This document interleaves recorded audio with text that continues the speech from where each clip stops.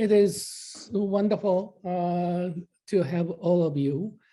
I'm Shinobu Kitema. I'm the interim director of CJS this year. Welcome to the 2022 Winter CJS Thursday lecture series. Due to updated guidance from the university in regards to COVID policy, this lecture will only be in a webinar format. Next week, please join us on Thursday, January 27th at noon for Miyabi Goto, assistant professor at the Department of Modern and Classic Languages at the University of Kentucky. She will be speaking on reading Japanese hihyo in the post-critical age. For this event and the future programs scheduled in this series, please check out our CJS event page at our website and also various social media. Attendee webcams and microphones, please mute them, but we invite you to use the Q&A function during the lecture to submit any questions you have. Presenters will try to address, presenter will try to address as many as possible, and I coordinate Q&A section. So if you submit questions, I will read them out, probably in the order I receive them, so that the speaker can address all the questions. I hope that's clear. So now let's see. It's my real pleasure to introduce today's speaker. He's coming from JETRO. In case you don't know what that is, I'm sure many of you know the organization. You have heard of the organization. JETRO stands for the Japan External Trade Organization. This is a government-related organization, Japanese government-funded organization that works to promote mutual trade and investment relations between Japan and the rest of the world. It was originally established in 1958 to promote Japanese exports abroad. And the core focus of JETRO in this current century, has shifted toward promoting foreign direct investment into Japan and helping small and medium-sized Japanese firms maximize their global export potential. So JETRO really has done invaluable job in promoting mutual trade relations between Japan and the rest of the world, among others with the United States. So it is my distinct pleasure to introduce Ralph Inforzato, who has served as the Chief Executive Director of JETRO Chicago since 2017. He oversees JETRO Chicago's activities designed to facilitate trade and investment between Japan and 12 Midwestern states served by his office. Throughout his long career, Ralph has been involved in many important JETRO-related business development projects, and I'm sure that today we'll be learning some of those. So without any further ado, here's Mr. Ralph Inforzato. He'll be talking about trade dynamics. Excuse me, did anyone? Okay, anyway. So it's my pleasure to introduce Ralph. So it's all to you, Ralph. Sugoi. Thank you very much, Professor Kitayama. Akimashite modeto gozaimasu to everybody. Thank you for giving me the opportunity to speak to the community today. Let me say that my talk today is dedicated to the memory of Professor Gary Saxonhouse. For those who don't know Professor Gary Saxonhouse, he was one of the few American specialists on Japan. He taught in the economics department at the University of Michigan. He was a great friend of our office, great friend of Japan. He was a specialist in the Japanese economy. And some of the charts I'm going to show you today, he actually predicted back in the 1990s. So it's with his dear memory in mind that I'm very honored to speak to you today. Okay? Thank you. Here's my presentation.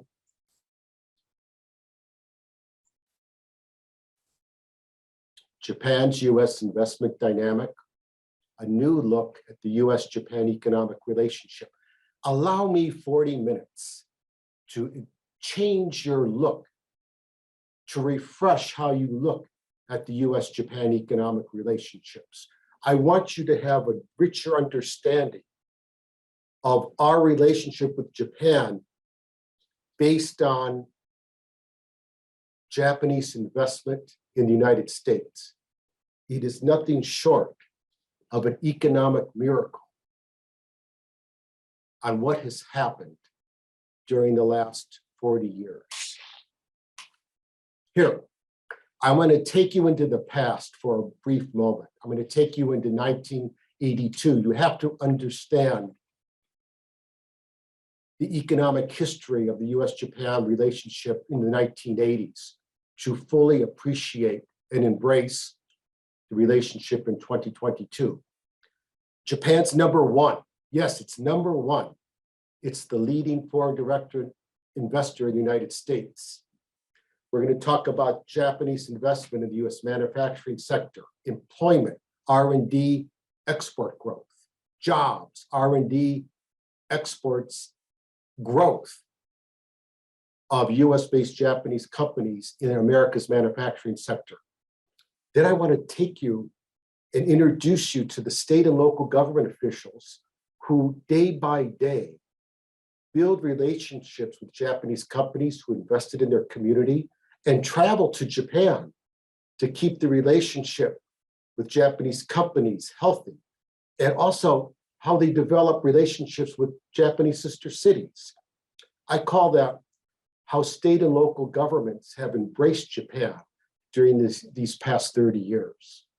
You know, the US-Japan economic relationship is based on the work of these state and local government people, mayors, commissioners, and how they work with Japanese companies.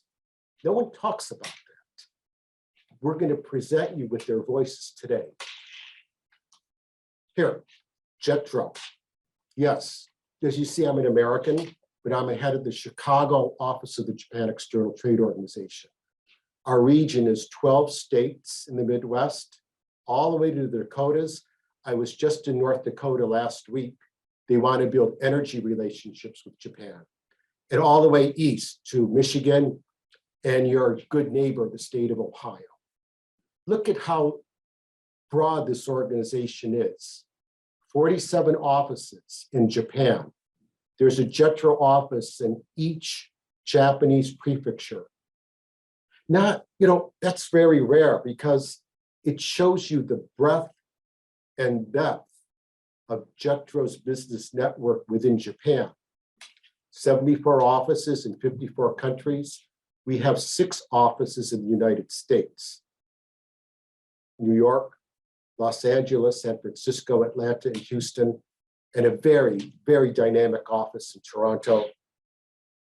Okay, here.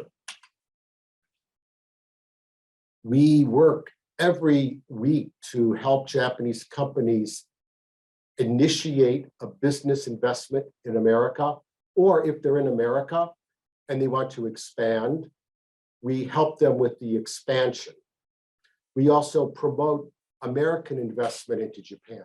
JETRO believes in two-way trade and investment, right? If Warner in Auburn Hills, Michigan wants to expand their facility in Michigan, actually they reach out to us and we help them.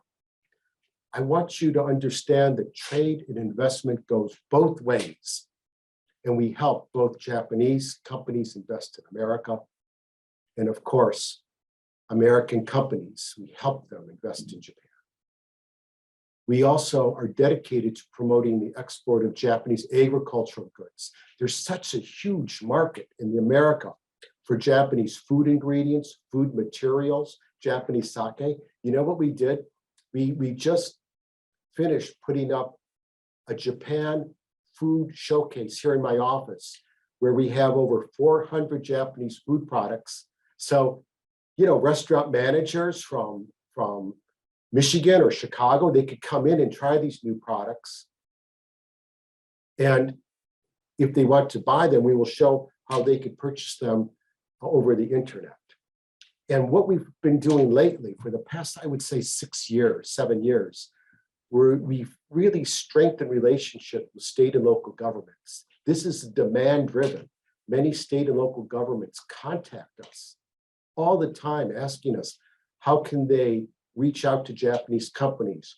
How can they get their messaging, their economic development messages to Japanese companies? How can they meet Japanese companies? We'll talk about that. That's our mission in the US. Here, I'm going to take you, we're going to go forward into 1982. Here's a couple of Indiana folks taking a sledgehammer. It has a steel head on that hammer, and they're bashing a Japanese car. This is 82 September, South Central Indiana. And they're upset because imports of Japanese cars was believed to displace auto workers' jobs in America, and they're upset. That's September 82. In June 82, an Asian American, Vincent Chin, was murdered. He was beaten to death outside of Detroit over the same type of issue, job displacements of American jobs by Japanese imported cars. It was economic nationalism. I saw this myself in 1986, at the GM plant in Youngstown, Ohio. It's called Lordstown GM. They had 3 or 4 Japanese cars there. And for $1, you could bash them. You may say, Ralph, that's 40 years ago. But for me, it's yesterday. We don't see this anymore. We will never see this. Why? Why won't we see this anymore? Why doesn't this happen? Back then, in the 1980s, 1990s, Japan accounted for 65% of the US merchandise trade deficit. Now, 2020, it's come down to 6% of the US merchandise trade deficit. You see, something happened in between that 82 timeframe and 2021, 2022. Now, Japan's #1. It's the leading foreign direct investor in the United States of America. It's a record level. You see, $680 billion in investment in the United States. I always thought the UK, United Kingdom, was the leading foreign direct investor because they've been investing in the US since we were colonies, or Germany, or our dear neighbors in Canada. But Japan is the leading foreign direct investor in America. It's a peak level too, $679 billion.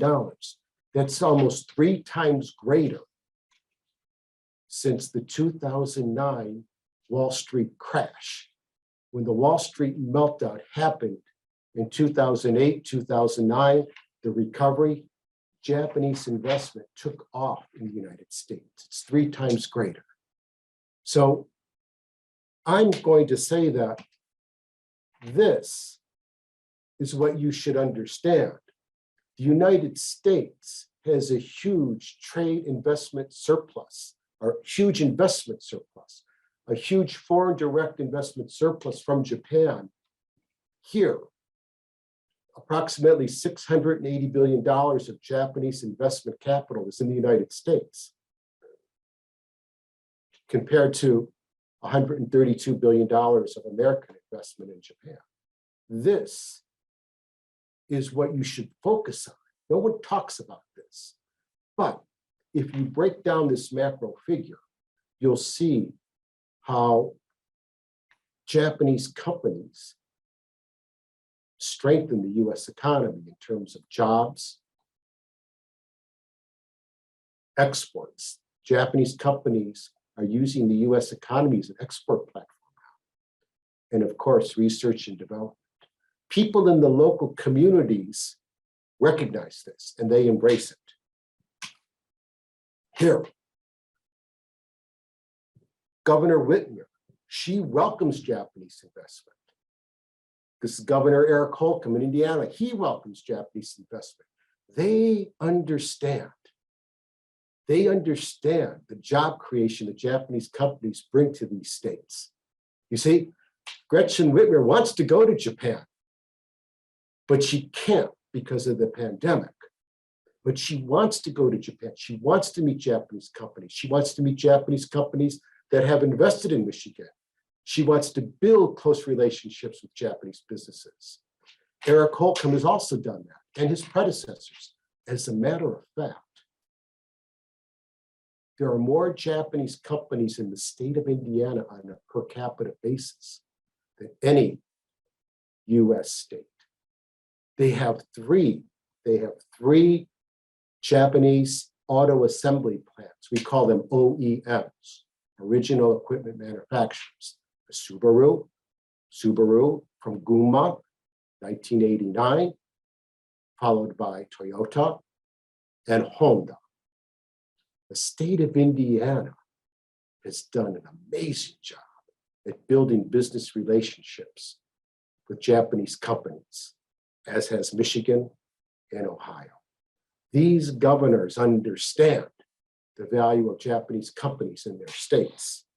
That's why you don't see the bashing anymore, because the direct investment from Japan has increased employment to the extent that now Japanese companies are a vital part of the state's economies in Indiana, Ohio, Michigan, and in fact, the United States. Here, just the raw numbers on the amount of companies from 2007, 5,500, carry that through to 2020, almost 9,000. Again, it's a 45% increase since the 2009 financial meltdown.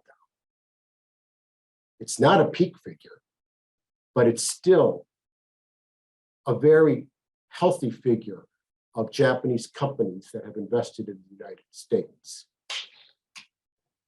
And then this is a chart that our team pulled out from the Financial Times. It shows, this is called greenfield investment. Greenfield means simply that they have made a plant. They have developed a facility from the ground up. It's not a merger, it's not an acquisition. And you can see that the average of new greenfield investments are 71 each year since 2008. Again, you could see Indiana, Ohio, Tennessee, Kentucky, Georgia. You know what I'm talking about here. This is the automotive supply chain from Interstate 75. And you could see the pie chart, specifically 30% of the 968 are in the automotive industry. Toyota, Honda, Subaru, Nissan. You could see that. This is new capital investment in these states from 2008 to 2021. Of course, it's slow because of the pandemic. Naturally, it's slow because of the pandemic. Here, I'm simply stating that there's 975,000 Americans working at US-based Japanese companies. it's a peak figure in 2019. Even though there's the pandemic, employment of US-based Japanese companies continue to rise. There's more Americans working at Japanese companies in America than China, Australia, South Korea, India combined. You know, some state governments that I met, this is like in the early 2000s, you know what they told me? They said, you know, we believe China will be the next major investor in America. We will dedicate the next 5-6 years to developing investment from China. Ralph, thank you. We know how JETRO will help us with Japan, but we're going to focus on China. It never happened. So those states like Michigan, Indiana, and Ohio that kept focusing on Japan, it resulted in a great amount of investment from Japan in our Midwest states. 974,000 Americans working at Japanese companies. And as you'll see, most of them are in the manufacturing sector. Let's see. Here, just in our area of Michigan, Indiana, Ohio, we call that the Great Lakes region. It's kind of the inner Great Lakes region because we don't include New York or Minnesota, Wisconsin. But as you can see, it's a peak figure of 162,000 Americans working for US-based Japanese companies in our Michigan, our Indiana, and our Ohio. Not a peak figure, but please remember, it is a pandemic and hiring went down during the pandemic. It is almost a 50% increase in employment since 2010, 50% increase in employment since 2010. These are just magnificent numbers, you know. This is what I want you to remember. This is the key. 527,000 Americans working at US-based Japanese manufacturers. These are American working men and American working women. We used to call them blue collar. They're not. They are highly trained technicians working at US-based Japanese manufacturers, getting full health care, 401k, a very healthy salary, building careers at US-based Japanese manufacturers. 82% growth since 2010. It's an economic miracle. You know, think about it. Those 527,000 Americans working at US-based Japanese manufacturers, that's expansion of the American middle class. That's a fortification of the American middle class. It's a peak figure, even during the onset, the beginning of the pandemic.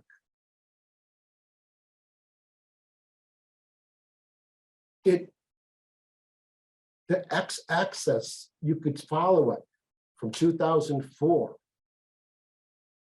You could see the meltdown of the US financial industry in 2009, and then it jumps back up. And it's now peaking at 527,000 in 2019. This is the key.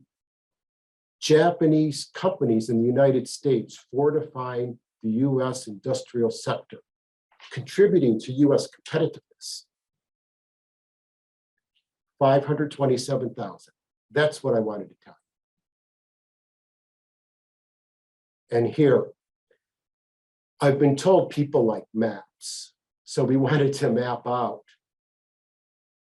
In dark blue, these are the leading states, or these are the states that have where Japan is the #1 in foreign manufacturing. So what I'm saying here is that if you see the dark blue, these are the top states where Japan is the #1 foreign manufacturer. You could see that I-75 corridor from Michigan all the way down to Georgia and Alabama. That's the automotive supply chain. And Japanese companies are the predominant manufacturing entities in those communities right there. So 38 states, Japan ranks in the top 3 for the total number of employees in the US manufacturing sector. It's quite impressive.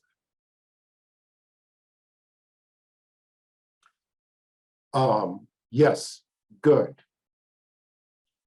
You know, as manufacturing from Japan takes place in the United States, R&D comes too. Manufacturers from Japan, they are allotting more of their capital budgets to do research and development in the United States.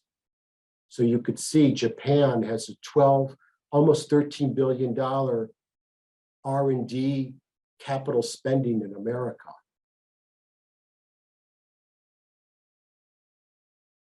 Manufacturing, at some point, they have to do research and development on new processes, on new technologies, on new types of diagnostic equipment for the assembly lines. You could see how it ramped up since 2007, 4.4 billion, and now it's almost 13 billion. My argument is simply that as Japanese manufacturers invested in the United States to serve the US market, at some point they have to do R&D. By the way, that was a Saxon House argument too. At some point, they have to begin doing research and development on products and processes for the US market. And that's what we see right here. Japan is the leading R&D investor for foreign countries, actually. And then take a look at this. US-based Japanese companies exported from the United States $82 billion of product. It's a peak, it's a record level of growth. What happened here? In the 70s and 80s and 90s, Japanese companies came to the United States to manufacture, to serve the US market. But what has happened is that the products that they make in the United States have such great global demand, now they are exporting. And they're exporting at a peak level, $82 billion in 2019. That's 5% of total US exports. So Mr. Hashimoto, Mr. Nishizawa, and myself, when we visit Japanese companies, we always ask them, are you exporting? And all of them say, yes. Well, to who? What do you mean to who? We export to 75 countries. We export to 70 countries. We export to 76 countries. We have our export department. Some companies, some US-based Japanese companies that I've met, they export 10 to 15% of their US production. And I've tried to ask them, oh, this is an aberration. It's just like 1 year or two, right? He said, no, we've planned 10% of production for exports for the next 5 years. So you see what's happened. US-based Japanese manufacturers, the products that they make here are in such high global demand, they're contributing to US exports at a record level. This is an economic phenomenon that goes completely unnoticed as well. Yes, I want to talk to you a bit about the nature of Japanese businesses, especially manufacturers in the US. I want you to know that, you know, JETRO, we're the only institution in America that does business sentiment surveys of US-based Japanese companies in America and in Canada. If they're business sentiment surveys, or you could call them business condition surveys, we did, I think, 6 business surveys during the pandemic to get critical measurements of what Japanese companies are going through. And we asked this one question, what do you provide your American team members? As you could see, they're heavily benefited from medical insurance to dental 401k. They are covered completely, and their benefits are very good. All right. I think the end number here is like 640. All right. And then here, future business development in America. We surveyed Japanese companies during the pandemic, and you can see that even during the pandemic, 48% of them had indicated they would consider business expansion. 48%, 47.8% said they're not considering it. But that's pretty impressive. 850 companies that 48%, even during the pandemic, would consider expansion. The pace of Japanese investment in America continues to grow. Here, new personnel hiring. It's a challenge, isn't it? It's a workforce challenge for every company, not only Japanese companies. They want to increase hiring 45% in 2022. That's the prediction. It's a very healthy bounce back from our surveys in 20 and 2021.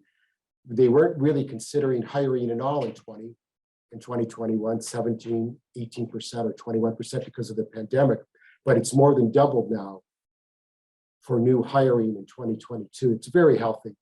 You could see in 2009, right, financial crisis, there wasn't really any type of plan to hire new personnel. And then you could see how quickly it bounced back. That's what I wanted to tell you also. To meet global demand, Japanese companies move. To meet global demand, Japanese companies move very quickly. Japanese manufacturers move very quickly to meet global demand.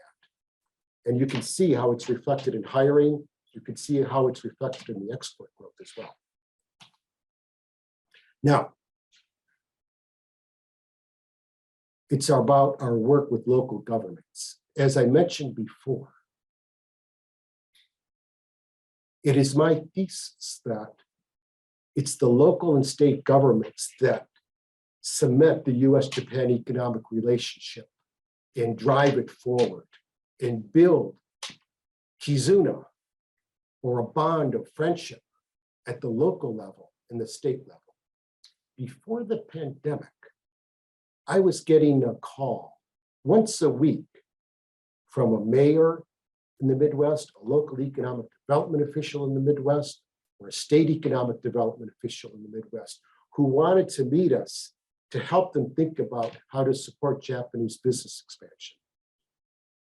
So we have to meet with these folks, and we have to talk to them about their motivation. You don't want Japanese investment. You want a relationship. We have to talk to you about how to build relationships with Japanese companies. Once you build a relationship with Japanese companies, perhaps then you will obtain their investment. So we always want to look at building qualitative relationships with local governments in America to make sure they know how to message, to make sure they know how to support and work with Japanese companies. Before the pandemic, you can see we at JETRO set up numerous seminars to introduce the state's economy or state's investment environment to Japanese companies. You could see there's your good neighbor, Governor Mike DeWine from Ohio. He went to JETRO Tokyo and he presented before about 150 Japanese companies on this is Ohio's investment dynamic. This is our environment. This is what you can expect when you come to Ohio. Over there on the right is Iowa. That's Governor Kim Reynolds. She went a couple months later in 2019. Why not? We can work with the governors and their staffs and the economic development people, get their messaging right, get it to Japanese. And I just, I told you JETRO has such a huge business network in Japan. We can invite Japanese companies to come and listen to their presentations. Governors have an important voice in Japan, and JETRO is very happy to project their voice. Also, this is a new development. Local economic development groups have reached out to us before the pandemic and have asked us, we're taking our mayors and our county commissioners and our economic development professionals to Japan. Ralph, how can JETRO help us? We have to meet with you. We have to understand your motivation. We have to work with you on your PowerPoint. We have to make sure your message is right. Are you going there to build relationships, or do you want to do a sale? If you want to do a sale, you want to sell or pitch your community, maybe that's not the right way to proceed. If you want to build relationships with Japanese companies and explain to them how you will welcome them, then we'll work. So this Radius, Indiana, you see here, this is from southwestern Indiana, and then the East Central Indiana. They work with the Japan America Society of Indiana. We help them to present to Japanese companies. We've never done that before, I was very concerned, but my top colleague, Tsubasa Hashimoto, and we prepared them. When they go to Japan, we told them, it's our credibility. It's our credibility that you should think about when you present to the Japanese companies. And they did so in a very wonderful way. Japanese companies loved meeting them because the Japanese companies know it's the local governments that will take care of them when they invest in their communities. And JETRO loved that. JETRO Tokyo loved that, bringing in mayors, local economic development officials to meet with Japanese companies. I want to do this again after the pandemic. Local government leaders going to JETRO Tokyo. Here, this is, you've never heard of her, Mayor Robin Oda of Troy, Ohio. Troy, Ohio only has 14,000 people. It's much, much smaller than Ann Arbor. But she reached out to us and she said, I have an economic development vision for my city, but I have no one to critique it, to analyze it, to see if it meets the messaging that Japanese companies want to hear. And I can't even get into Japanese. Of course, Hashimoto-san jumped on that. And our Ohio coordinator, Mrs. Horry, we jumped on that. And we said, we'll translate it for you perfectly, and we'll get your messaging right. So now she has a presentation on her economic development vision for her city in Japanese. She could give it to the state of Ohio. She could give it to the state of Ohio's Tokyo office, and she can use it and give to Japanese companies. It's that type of extra effort to build a relationship that we love from local government leaders. Now, everything I've said, all the charts are in this booklet, Japan's U.S. Investment Dynamic. I have to tell you, I'm an old Showa guy. I'm an old school guy. I believe in having hard material. So if you want this, just send me an email. I will send it to you. I believe in booklets, books, reports. I don't like digital, actually. I know how important it is, but please let me know if you want to read this. I want you to hear now from local leaders. We interviewed these leaders. This is Mayor Jim Linehoop from Columbus, Indiana. Yes, there's a city in Indiana called Columbus. Deborah Shear, she's an economic development professional at One Columbus. It's kind of like the economic development organization for Columbus, Ohio, and then Deanna Kewen, who works up in Faribault, Minnesota, economic development professional. I want you to hear their voices on how they see Japanese companies. Okay, these are very short interviews that we did in April last year. Okay, let's play them.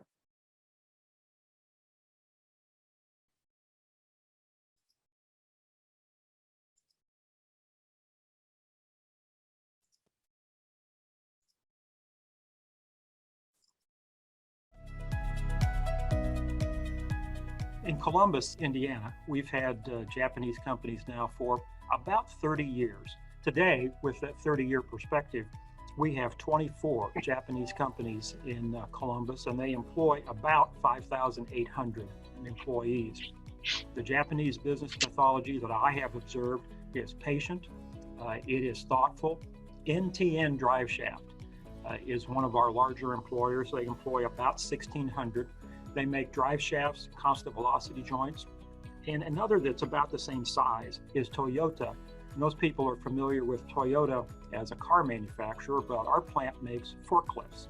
They make about 45,000 forklifts a year here in Columbus. They've become employers of choice in our community because the employees or the workers understand that when they go there, they'll be treated fairly. They'll be given compensation that is comparable, if not a little better, than what they might find somewhere else.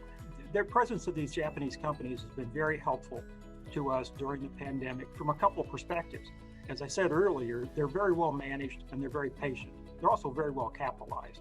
So if there's a business downturn, they're well positioned to withstand that. Number one, they will succeed, they will survive. Number two, as I said, they're thoughtful. And so they'll develop a response to the pandemic. What should an appropriate masking program look like? What's the appropriate, distancing in a factory setting? How do you maintain, a respect for the virus at the same time that you get your work done? And so that they develop that in their factory, and then they share that, with the rest of us here in the community. And it's really heartening to see that, they teach their employees how they should behave in a group setting, wear the mask, stay appropriately distanced and so forth. And then you see those people doing that very thing, at the local grocery store. They do that very thing with their kids at school. I mean, these kind of habits and behaviors, they carry over into other aspects of our life here in Columbus. My message to other communities, other mayors who might be interested in economic growth is that they really need to have Japan on their radar. The city of Columbus has been going to Japan for 38 years. I mean, we skipped 2020 because of the pandemic, but other than that, we were over there every year, sometimes twice. Once people see you and understand how sincere you are in trying to attract Japanese investment to your community. I mean, they understand how far it is from a cornfield in Indiana to Tokyo or Nagoya. And so they appreciate the effort that we made, and they understand what that says about our willingness to be a good friend. I encourage anyone to pursue business opportunities in Japan because, as I said, it's been nothing but good for us here in Columbus. We've had industry that has helped us withstand the pandemic, that has helped guide us through the pandemic. We have industry here that just continues to grow and provide employment opportunities for people in our region.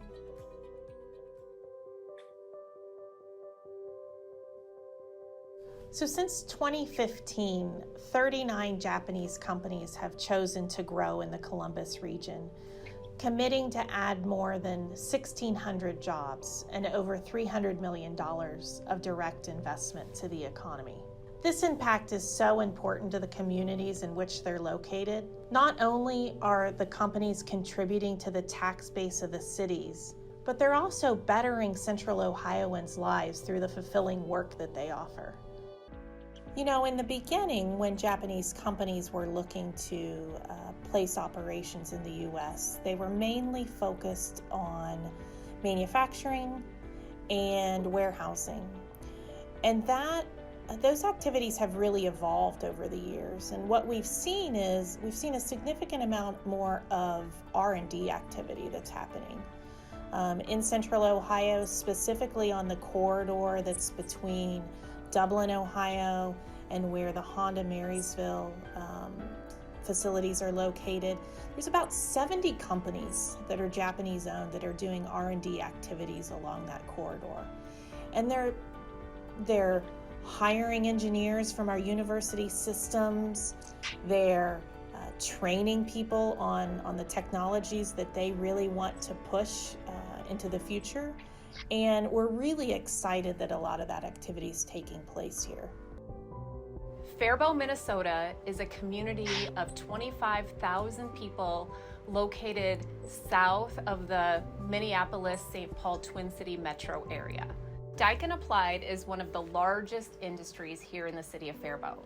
And what's even more exciting and unique about this Japanese company is they actually have 2 manufacturing plants located here in this community.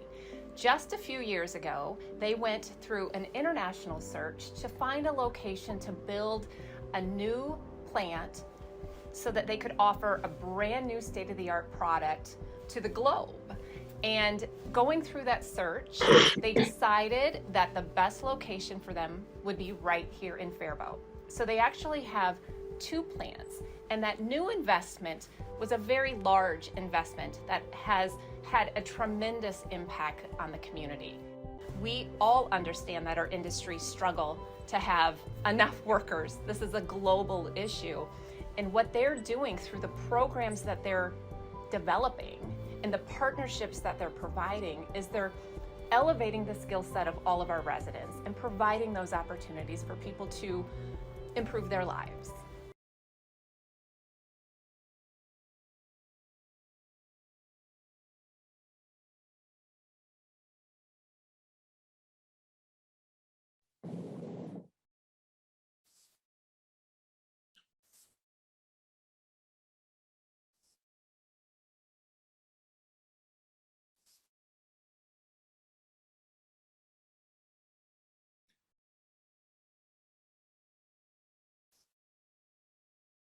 Okay. Those folks,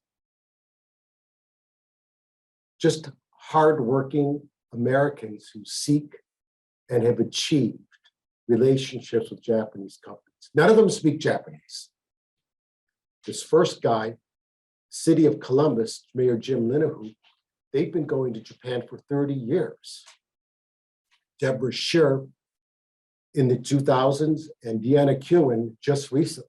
But I call this enlightened economic development. They know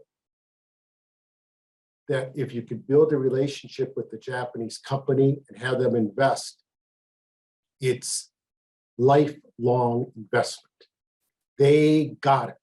You know, we could show you more if you like. We've interviewed mayors from Ohio, the mayor of Battle Creek, Michigan, or the economic development professionals from Battle Creek, Michigan. They've been doing this since the 1980s. You see how these Americans look at Japan, and you see the benefits they have derived from Japanese investment. It's a wonderful story. It's a very compelling story about economic growth from Japan and their communities. Here, we put this chart together by Mr. Hashimoto because so many people ask us,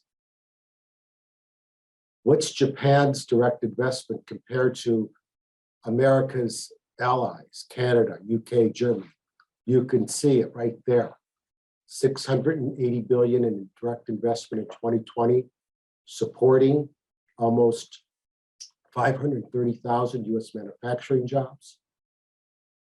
It's a record level right there. R&D deployment at a peak level of 13 billion.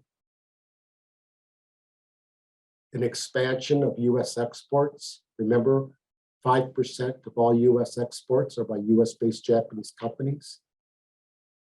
Japanese companies export compared to Germany and the UK. And as you can see, the top industry sectors are all in hard manufacturing, automotive supply chain, plastics, automotive. You don't see the service side, financial services or software. Please know, Japan is an economy based on engineers. It's engineering. That's what drives Japan's economy forward. And it also drives foreign investment to the United States. Japanese investment is welcome here. and it has played a critical role in expanding U.S. competitiveness, job growth. It's nothing short of an economic miracle. That's my presentation. Thank you for your kind attention. Well, thank you so much, Ralph. We have several questions, so let me go through them, and I have a few too. And audience, if you have any questions, please write them down by using Q&A tab. So first question is coming from Raymond Trung. He asked the following: out of all places in the United States, why is Ohio, Indiana, and Michigan so successful with Japan? There's a theory. There is an economic theory. It's called the advantages of being the first mover. First mover advantage. The entity or the company or the organization that moves first to derive some type of advantage. So Ohio moved quickly in the 1970s to go to Japan to build relationships with Mr. Soichi Honda of the Honda family. The relationship worked, and Honda invested in Ohio in 1979. So Ohio moved quickly and first. And of course, if you get Honda to come, this Honda supply chain will also come.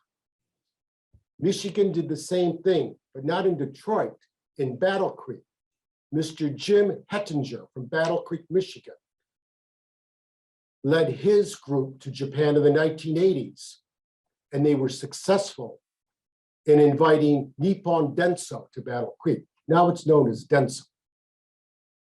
In Indiana, again, the first mover advantage. They were very active in Japan by putting a state of Indiana Tokyo office, a very active state of Indiana Tokyo office in the 1980s. And they built relationships with many of the Japanese supplier companies.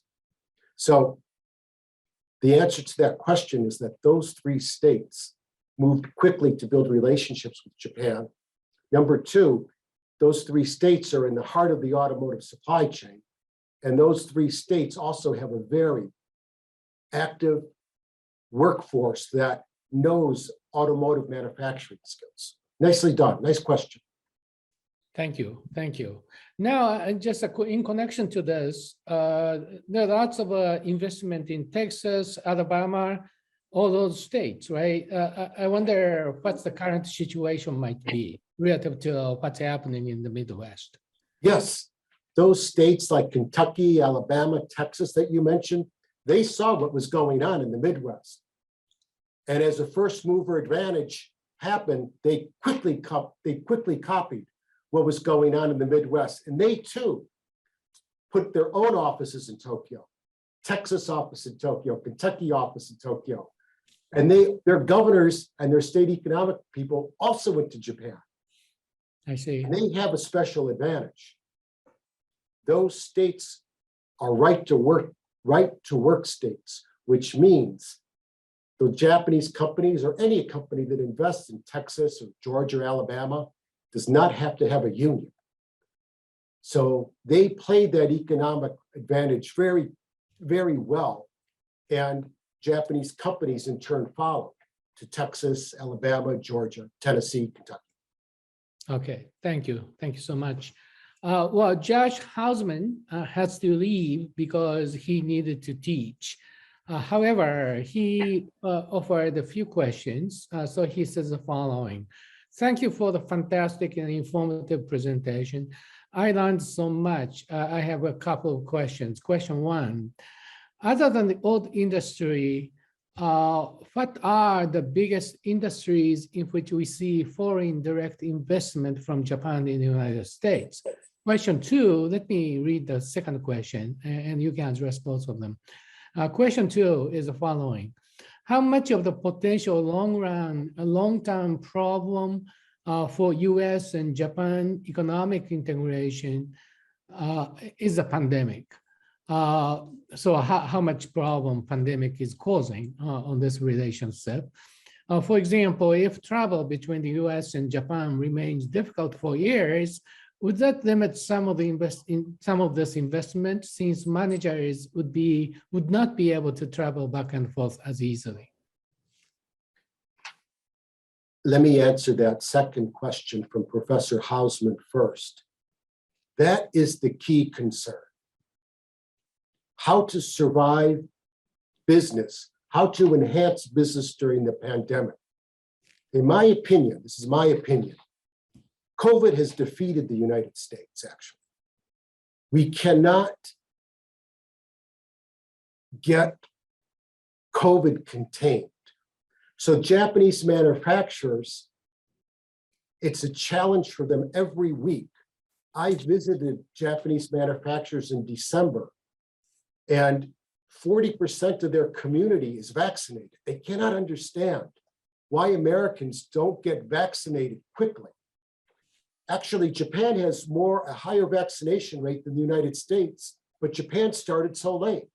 So that question regarding how to meet the challenges of COVID is an ongoing concern for Japanese companies. You know, for manufacturing, you have to be there. You have to go to the facility because you have to make something. So they have to be very careful regarding COVID restrictions. They are meeting the challenge, in my opinion, but every week is a struggle. So we are watching this very carefully. And I would tell Joshua Hausman that in our surveys of Japanese companies, COVID containment and meeting the challenges of COVID in the workforce is a priority challenge for them. Number two, Professor Hausman, you have to understand, the United States and Japan, we are the automotive industry. What other things are there other than the automotive industry?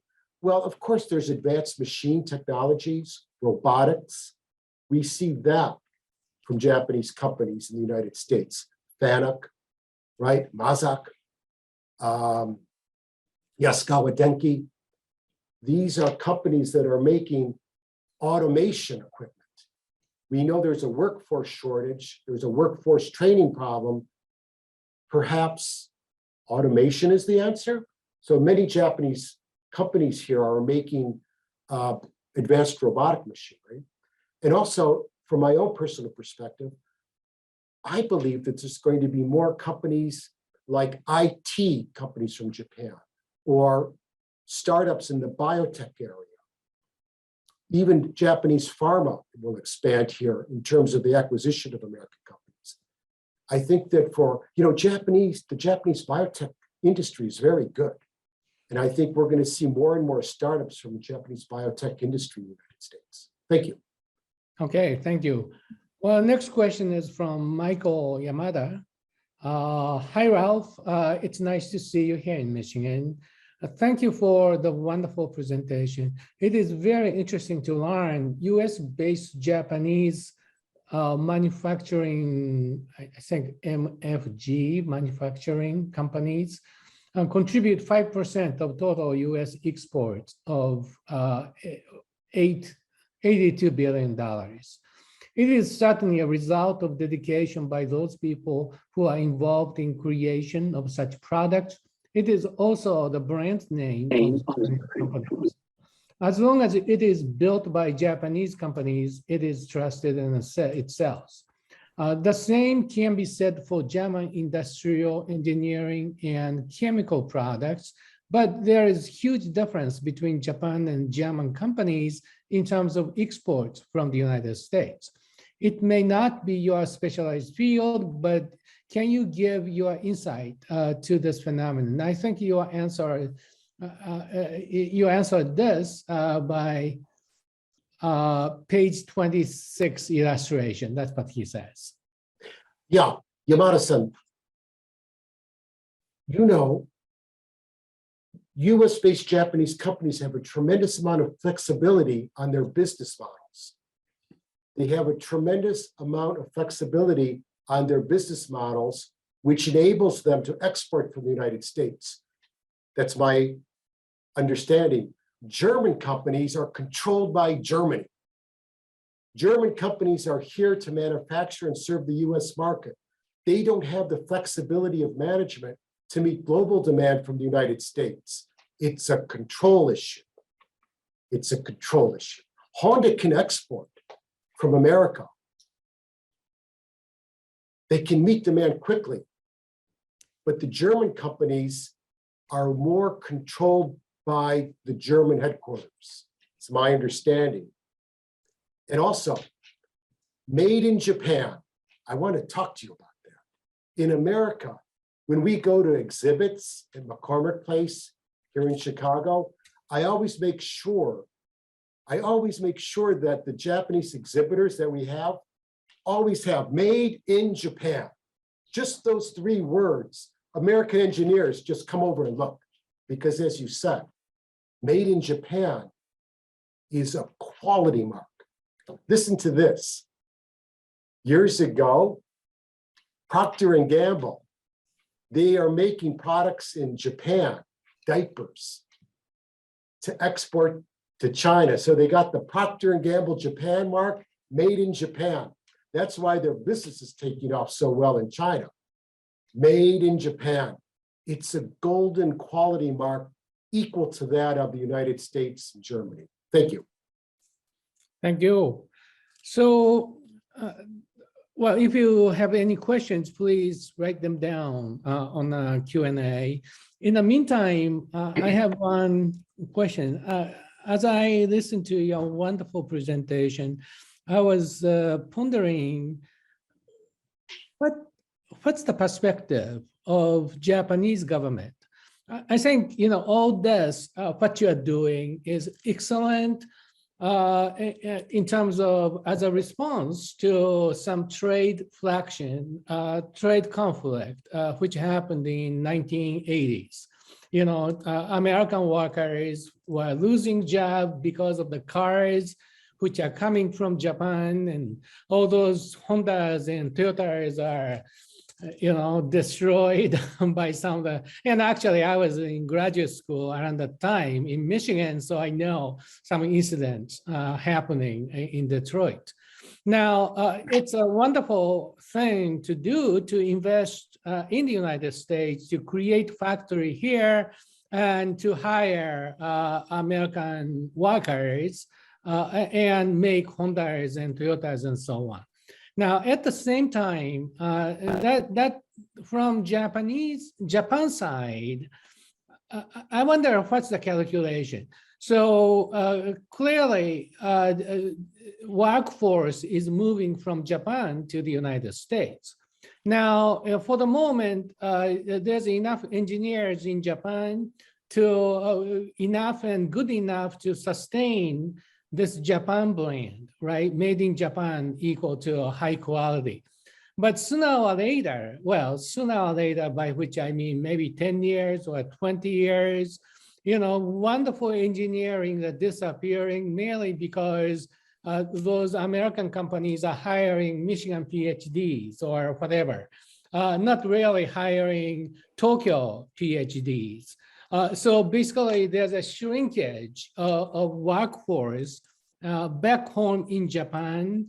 And so you see my point. So Japanese companies here are paying tax in the United States, and therefore, Japanese government is not getting real benefit. Maybe my question is too naive. What I learned is that all this is wonderful for Michigan, Ohio, and so on. Is there anything left to Japan? Well, the challenge is, can the Japan side transfer their knowledge to the younger generation? As you said, there's a tremendous amount of knowledge, engineering knowledge, business knowledge in our generation in Japan. Right. What they have to do is to transfer that knowledge that drive to the younger generation and carry forward. So in my perspective, many of the Japanese manufacturers, 20 years from now, 30 years from now, they will be highly automated, automated manufacturing companies with a very high technical workforce. All right. And you saw what's happening now. Toyota had the leading car sales in the United States, the first time ever from GM. And that's because of the highly motivated engineering and technical workforce here in the United States. That will be the challenge, how to transfer that inner drive, the enthusiasm and knowledge in the manufacturing sector for Japan. Also, it's the same challenge that the United States will have too. Yeah. So now, I can see that challenge. Now, do Japanese bureaucrats or politicians understand that? Yes, they do. Mm-hmm. I've explained that to them too. They understand it. Yeah. And do you know what they do? No, I don't. Well, no, right.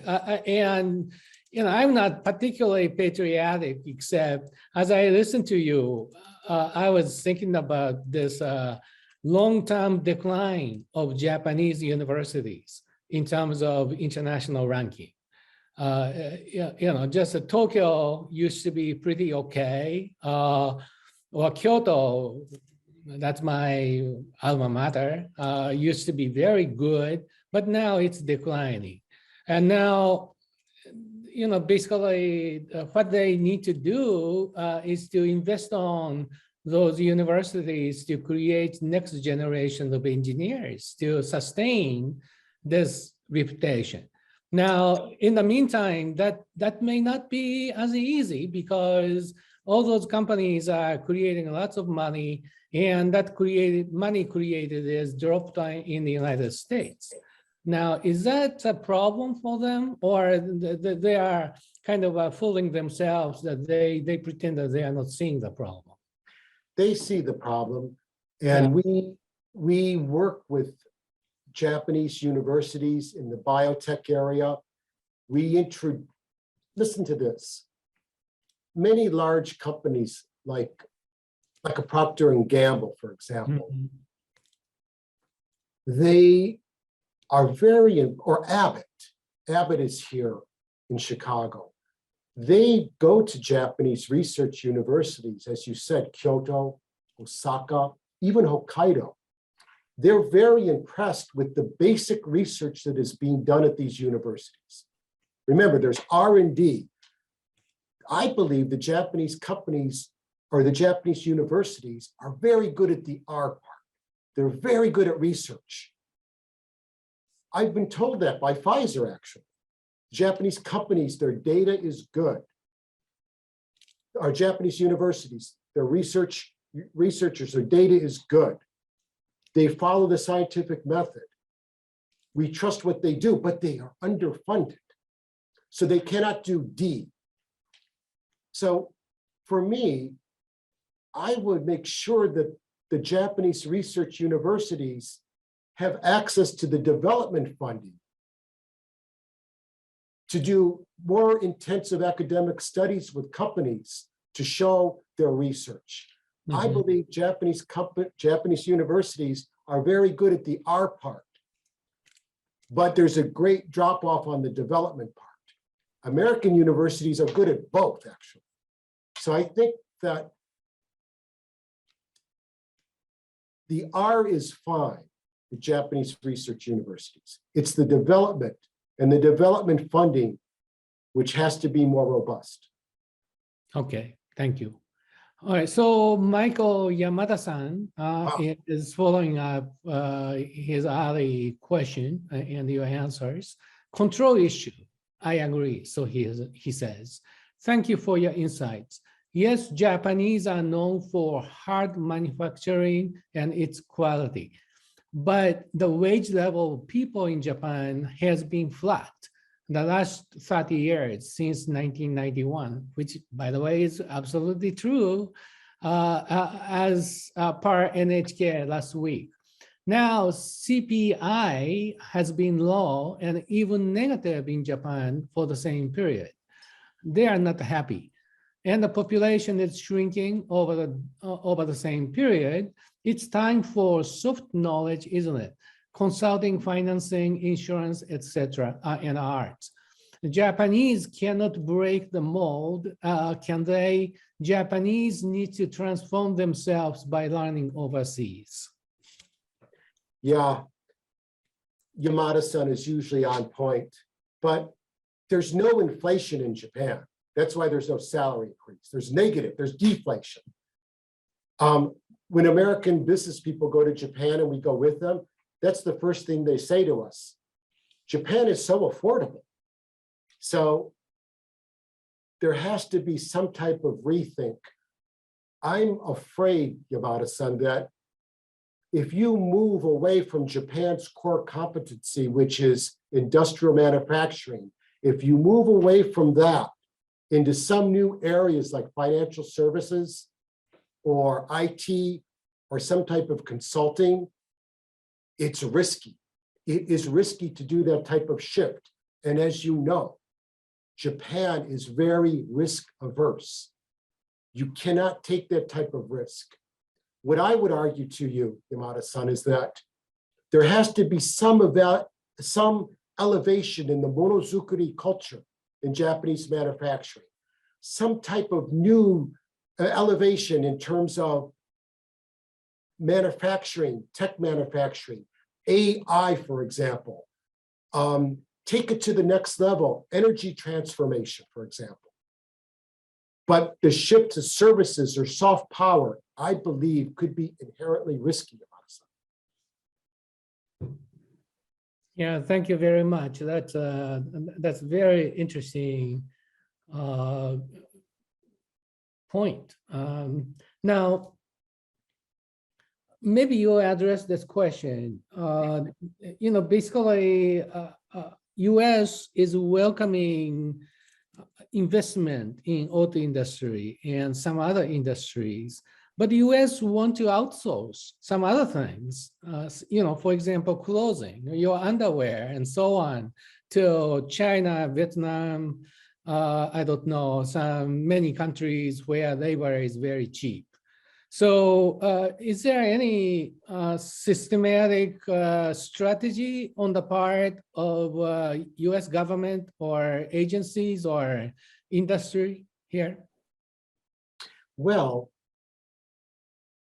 we've seen from the Trump administration and a continuance into the Biden administration about bringing critical supply chain sources back to the United States, or to keep them in countries that the US has a very tight alliance with.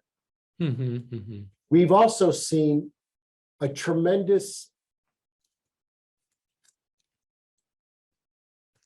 outcry from the US administration about products being made in China where there is a conflict of human rights, especially by the Uyghur population.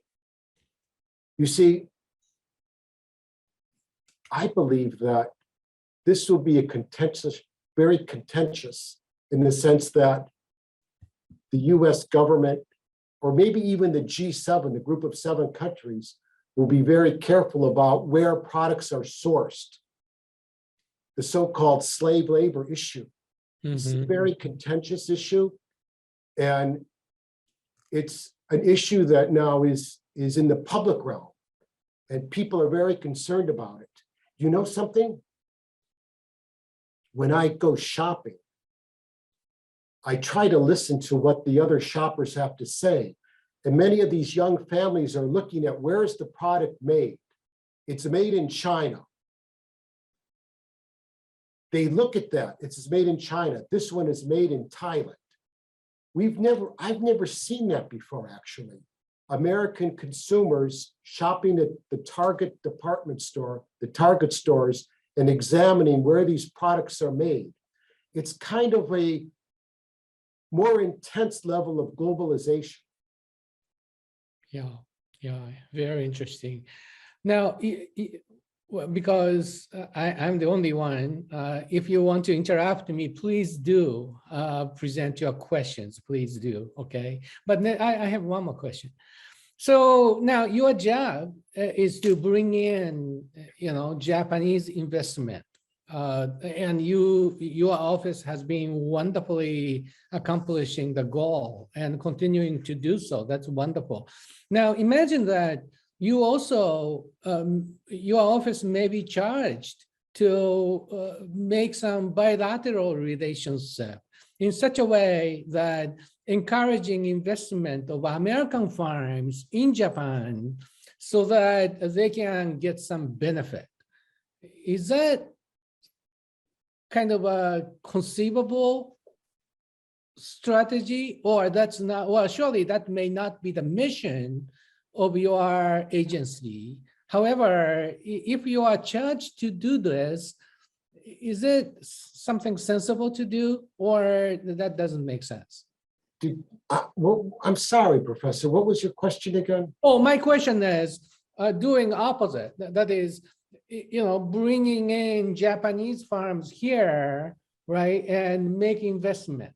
Yes. Which you mostly described today.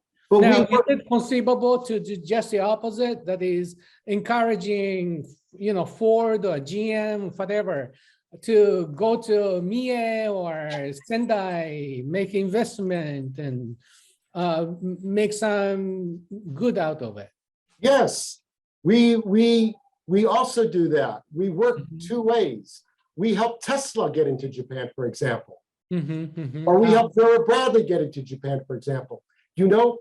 American firms can invest in Japan and be very profitable in Japan. It's not like the 1980s or 1970s. American companies can invest and do business in Japan. We would love to help GM establish in Japan.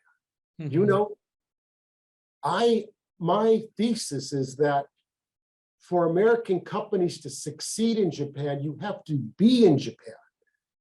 You have to have a Japanese staff, a sales force. So many companies are successful from America and Japan, and JETRO has helped them actually. Yeah, actually, CJS can help too by offering language training, for example. See, that's another thing.